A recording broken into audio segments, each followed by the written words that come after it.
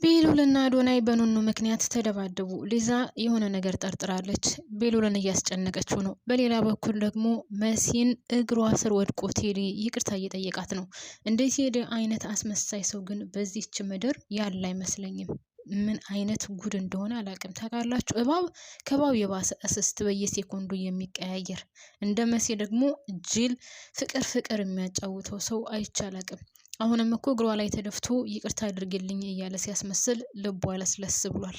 ምን አይነት ጅን እንደሆነች አላቅም። እንደዛ ቀጥቀጧት የሚፈልገውን ነገር ከሷ ወስዶ ከአሁን በኋላ እንደው ትለሳልስለታለች ብዬ አስቤ አላቅም ነበር። ለማንኛውም ተለሳልሳለታለች ማለት ነው። ሌላው ቤቲና ሊዛ ተጣልተዋል። ሊዛ በጣም ስለተናደደች ስለ ቤሉል ምንም ነገር እንድትረዳ ትፈልጋለች። ነገር ግን ደግሞ ከቤቲ ጋር በጣም ነው የተጣላችው። ከቤቲ ጋር የተጣላችበትን ምክንያት እንግዲህ ቤቲ ከባሌ ጋር እያወራሽ ነበር፣ ከፍቅረኛዬ ጋር እያወራሽ ነበር፣ እንዴት ትደብቀኛለሽ? እንዳንቺ አይነት ጓደኛ አያስፈልገኝም ብላም ትታት ሄዳለች ማለት ነው። ይህንን ነገር ደግሞ ማስረዳት ነበረባት። ነገር ግን በቤሉል ምክንያት ስለተናደደች እና ቤሉል በጣም ስላልናደዳት ምንም ቦታ ልሰጣት አልቻለችም ለሷ ማለት ነው። ሰላም የኔ ምርጦች እንዴት ናችሁልኝ? ሰላም ናችሁ? በያላችሁበት ሰላማችሁ በዘዘት ትርፍርፍ ይበልልኝ። ለቻናሌ አዲስ ሆናችሁ ካላችሁ ሰብስክራይብ አድርጋችሁ የደወል ምልክቷን በመጫን ቤተሰብ ሆኑ። ውድ ቤተሰቦቼ፣ ነባሮቹ ደግሞ የላይክ ምልክቷን ጫን እያላችሁ አጥቁሯት እና እስከ ቪዲዮ ፍጻሜ አብራችሁን ቆዩ። እናም ውዶችዬ አሁን ከዚህ ድራማ ላይ ብዙ ቡጥቡጥና ብዙ ጭቅጭቅ እየተነሳ ነው። በዛ ላይ ደግሞ አሁን ያቺ ህፃን ልጅ መሰረቋ ማን የሰረቃት? ማን የደበቃት? እኔ በበኩል የምጠራጠረው ቴዲን ነው። ከቴዲ ውጭ ማንም ሊያደርግ አይችልም ይሄንን ነገር። በዛ ላይ ደግሞ ወይዘሮ ሄለን አሁን እስር ቤት ልትገባ ነው። ቴዲ ጋር አንድ ላይ ሆኖ ሲያወሩ እኔ እስር ቤት ልገባ ሲል ነገሮች እየተደራረቡብኝ ነው። በዛ ላይ ደግሞ ልጄ እያመነችኝ አይደለም። እኔ ከምንም በላይ እንደ ልጅ የሚሆንብኝ የለም። እንደገና ደግሞ ከቤሉል ጋር እየተስማማች አይደለም። ወንድሟ ለመሆኑን ብታውቅ ደግሞ ምን ያክል በጠላችሁ ነበር እያለች ነው።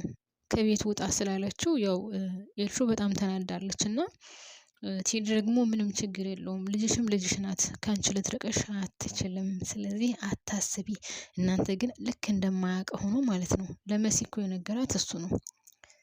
ኤልሹ ልጇ እንዳልሆነች ሂጂና ንገሪያት ብሎ የነበረው እሱ ነው። አሁን ቤሉል ወንድሟ እንዳልሆነ ብታቅ ብላ ስትነግረው ልክ እንዳዲስ ሆኖ ነው ምን እያልሽ ነው ብሎ ሲያስመስል የነበረው እና እንዴት ሄዳ አስመሳይ የለም። እውነት ከማን ጋር በትክክለኛ ማንነቱ እንደሚቀርብ ራሱን ያላቅም። ምክንያቱም ቤቲንም እየዋሻት ነው፣ ሄለንንም እየዋሻት ነው፣ መሲንም እየዋሻት ነው እና ከማን ጋር በትክክለኛ ማንነቱ እንደሚቀርብ አላቅም። ለማንኛውም እኔ አሁን የምጠረጥረው ይችን ህፃን ልጅ የሰረቃት እርግጠኛ ነኝ ቴዲ ነው ማለት ነው። ሄለን አሁን እስር ቤት ልገባ ነው። እሷ በጣም ፈርታለች። ነገር ግን ቴዲ ደግሞ እየገፋፋት ነው። አይዞሽ እኔ ያለሁልሽ፣ እኔ እስካለው ምንም ነገር አትሆኝም እና አትፍሪ እያለ እያበረታታት ነው ማለት ነው። ስለዚህ ሄለን እስር ቤቷ ትገባለች። ከዛ እሱ ከውጭ ሆኖ የሚፈልገውን ነገር ያደርጋል። እኔ እንደኔ ግምት እንደዚህ ነው ይሆናል ብዬ የማስበው። ሌላው አዶናይና ቤሉል ተደባድበዋል።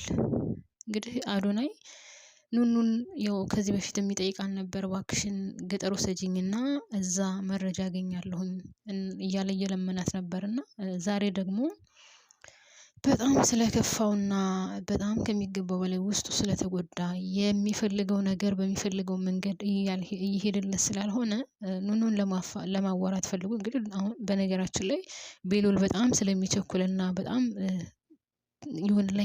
የሆነ ነገር ካየሽ ለፊት ሁሉንም ነገር ማድረግ ስለሚወድ እንጂ በዛ ልክ መደባደብ አያስፈልግም ነበር። ምክንያቱም ሁለታቸውም ልብሳቸውን ለብሰው ቁጭ ብለው ነው ሲያወሩ የነበረው። አዶናይም ሲያወራ የነበረው ስለ ህይወቱ ነው። አሁን ተስፋ እየቆረጠ እንደሆነ፣ አባቱ እያለ በጣም ጠንካራ እንደነበር፣ አሁን ግን ነገሮች እየተደራረቡት እንደሆነ ምናምን ነው ሲያወራ የነበረው። ግን ትልቁ ችግር ደግሞ ምንድነው ካላችሁኝ፣ በር ቆልፈው ነበር። በር መቆለፍ አልነበረባቸውም። ያም ሆነ ይህ በሩ ስከፍትለት ያው ዘሎ ገብቶ ከአዶናይ ጋር ነው የተደባደበው። ሲደባደቡ ሊዛ መጣች። ሊዛ መጣ ካገላገለች በኋላ ችግሩ ምንድነው ምናምን ብቻ ያው ኑኑን በፊትም ስጠረጥራት ስለነበረ ኑኑ ፍቅረኛው እንደሆነች ወይም ደግሞ ኑኑ እንደሚወዳትና እንደሚያፈቅራት የደረሰችበት ይመስለኛል። በዚህ ነገር ተናዳለች። ይህን ነገር እውነታውን ካልነገርከኝ ይህን አንተ ነገር ያበቃለታል። በዛ ላይ ደግሞ እህትህ ኤልሻዳይ በጣም እያናደደችኝ ነው። እኔን ማታከብረኝ ከሆነ ከዚህ ቤት ውልቅ ብዬ ነው የምወጣው። አንተም ብዬ ነው የመጣሁት። አንተም ብዬ እስከመጣሁ ድረስ መከበር አለብኝ። ከሱ አልፎ ጆን ልታስደበድበኝ ነበር ምናምን ብላ ያው በዚህም ተናዳለች። ብቻ ያም ሆነ ይህ አሁን ሊዛ በቤሉል በጣም ተናዳለች። አንደኛ በእህቱ ተናዳለች፣ ሁለተኛ ደግሞ በኖኖ ምክንያት ያንተና የኖኖ ግንኙነት ምንድነው ብለዋለች። እንግዲህ እሱ ምክንያት ያደረገው አዶናይ ራሱን ስቶ እሷን እያስቸገራት ስለነበረ ኑኑን የኔ ፍቅረኛ ናት ብዬ ከሱ እየጠበቅኳት ነው ያለው። ግን ይሄ ነገር በጭራሽ አያሳምንም። የማያሳምንበት ምክንያት ምንድነው ካላችሁ እንግዲህ ቤተሰቦቼ ኑኑ ስትስመው አይታለች። ሁለታቸው አንድ ላይ ቁጭ ይላሉ ምናምን። ስለዚህ ፍቅረኛሞች እንደሆኑ በደንብ አድርጎ ነው የሚያስታውቀው። አሁን ኤልሹና አዶናይ ተጣልተዋል። ኤልሹ ከአዶናይ ጋር የነበራትን ግንኙነት ለማቋረጥ ትፈልጋለች። ግን ታውቃላችሁ ቤተሰብ ኤልሹ አንዳንድ ጊዜ ታሳዝነኛለች። ለምን አትሉም? አንዴ ከአዶናይ ጋር፣ አንዴ ደግሞ ከጆ ጋር ከማን ጋር መሆን እንዳለባት ራሱ ግራ ተጋብታለች። ማንን ነው የምትወደው? እኔ ራሱ አላቅም። ከጆ ጋር ስትሆን አዶናይን ትጠላለች፣ ከአዶናይ ጋር ስትሆን ጆን ትጠላለች። እና የሆነ ግልብጥብጥ ያለ ጸባይ ነው ያላት። በዚያ ላይ ደግሞ አሁን ታውቃላችሁ አንዳንድ ጊዜ የሀብታም ልጅ ስትሆኑ ወደፊት ምን ይገጥመኛል ብላችሁ አታስቡም። እኔ ያልፌበት አይደለም እንደዚህ። አሁን እዚህ ድራማ ላይ የተረዳሁት ምንድን ነው፣ ኤልሹ በፊት እናትና አባቷ እያሉ ስለ ትምህርት ምንም መስሎ አይታየትም ነበረ። ብር ይሰጣታል፣ ትሄዳለች፣ ከዱርዬዎች ጋር ነው የምትውለው። እንደውም ካስታወሳችሁ ያቺ ወፍራማ ጓደኛዋ ታድ የምትባለው ትመክራት ነበር። ተይ ትምህርትሽን ተማሪ፣ ገንዘብ ይሰጥሻል። ያንቺ የሚሰጥሽ ገንዘብ የኔ የቤት ኪራይን፣ የትምህርት ቤቴን፣ ሁሉ ነገሬን ችሎ ከወር እስከ ወር ያዳርሰኛል። አንቺ ግን በአንድ ቀን ነው የምታጠፊው እና ትምህርትሽን ተማሪ፣ ከዱርዬዎች ጋር አትዋይ እያለች ትመክራት ነበር። እሱ ብቻ አይደለም እናቷ ራስሽን አቋቁሚ፣ በኋላ ችግር ይመጣል። እኔና አባትሽንም ቢሆን አትመኝ፣ በራስሽ ጠንካራ መሆን አለብሽ እያለች ስትመክራት የነበረውን ወደኋላ መለስ እያለች እያሰበች ታለቅስ ነበርና የሀብታም ልጅ ስለሆነን ብቻ ሁሉ ነገር ይሳካልናል ማለት አይደለም። ምናልባት የሆነ የተወሰነ ጊዜ ባሰብነው መንገድ ወይም እኛ በመሰለ መንገድ ልንሄድ እንችላለን። ልክ እንደ ኤልሹ አይነት ህይወት ሲገጥመን ደግሞ ግራ ተጋብተን መሀል ላይ ወለል ባለ ሜዳ ላይ ወድቀን እንቀራለን። አሁን የኤልሹ ህይወት እንደዛ ነው። በፊት እያላት መቼውንም ገንዘብ አጣለሁ ብላ ስለማታምን ሁሉንም ነገር ታደርግ ነበር። አሁን ግን ያው ሁሉንም ነገር ስታጣ ደግሞ አስባችሁታል? አባትን፣ እናትን፣ ሁሉንም ነገር ማጣት ማለት ደግሞ በጣም ከባድ ነው።